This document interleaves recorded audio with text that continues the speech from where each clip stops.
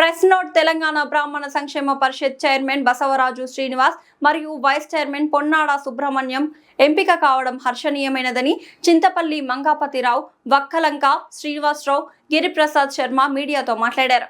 కాంగ్రెస్ ప్రభుత్వం వచ్చాక 2 ఏళ్లుగా పెండింగ్ లో ఉన్న బకాయిలు, తర్వాత చైర్మన్, వైస్ చైర్మన్లను నియమించడం, పథకాలు అన్నిటినీ పునఃప్రారంభించడం హర్షణీయమైనదని, ఆ రకంగా చేస్తే ప్రభుత్వానికి బ్రాహ్మణ కుటుంబాలు ఎంతో రుణపడి ఉంటాయని, అట్లని విదేశాల్లో చదువుల కోసం పోయిన విద్యార్థులకు తెలంగాణ ప్రభుత్వం పెండింగ్ బకాయిలను కనుక చెల్లిస్తే వారికి ఉన్న ఇబ్బందులు తొలగిపోతాయని, చివరిగా బ్రాహ్మణ సంక్షేమ పరిషత్కు చైర్మన్లుగా బసవరాజ్ శ్రీనివాస్ మరియు పొన్నాల సుబ్రహ్మణ్యం ఎంపిక కావడం బ్రాహ్మణ సమాజంలో ఒక మంచి ఊపు వచ్చినట్టుగా భావిస్తున్నామని తెలియజేశారు.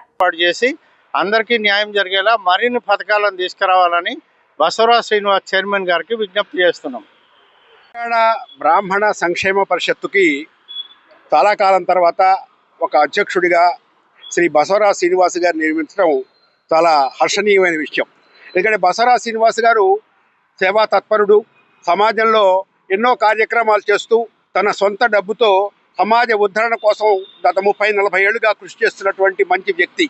ఒక చిత్తశుద్ధి ఉన్న సామాజిక స్పృహ ఉన్నటువంటి వ్యక్తి. ఆయన అందరికీ మేలు జరగాలనుకునే వ్యక్తి.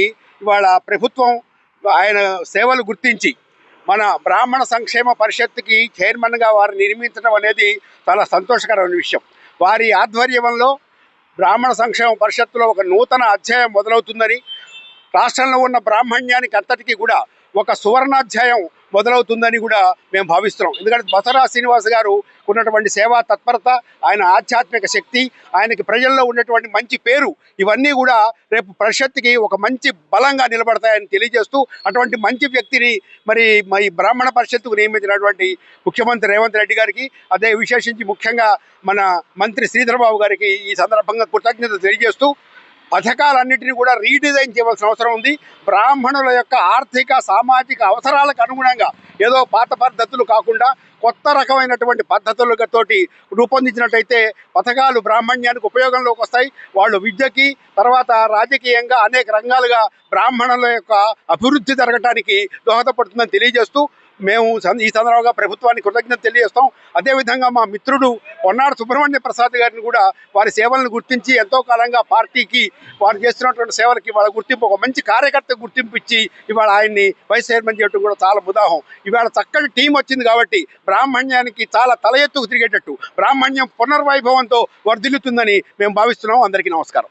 రాష్ట్ర ప్రభుత్వం బ్రాహ్మణులకు ఒక బలం పెట్టి ఈరోజు ఒక కమిటీని బసవరాజ్ శ్రీనివాస్ని చైర్మన్గా, పొన్నాడ సుబ్రహ్మణ్యాన్ని వైస్ చైర్మన్గా తీసుకొచ్చినందుకు, వారు పార్టీకి సేవలు చేస్తున్నందుకు వారి సేవలను గుర్తించి వాళ్ళకి పదవులు ఇచ్చిందని చెప్పి భావిస్తూ, ఇలాగే ప్రతి ఒక్కరిని కూడా కాంగ్రెస్ పార్టీలో పనిచేసిన ప్రతి ఒక్కరికి కూడా డైరెక్టర్ల పోస్టులు కూడా కేటాయించి ఈ పథకాలను కూడా ఒక స్థాయికి తీసుకొచ్చే విధంగా ఆ కమిటీని నిర్ణయించాలని చెప్పేసి సభాముఖంగా వేడుకుంటూ, మునుముందు మంచి రోజులు వస్తున్నాయి బ్రాహ్మణులకి అనంటే ఈ పరిషత్ ఏర్పాటు చేసిన శ్రీధర్ బాబు గారికి, అలాగే ఎండోమెంట్స్ మినిస్టర్ కొండా సురేఖ గారికి, వారికి కూడా మంచి వారిని ఎన్నుకున్నందుకు వారికి కూడా కృతజ్ఞతాభివందనాలు తెలియజేస్తూ సెలవు.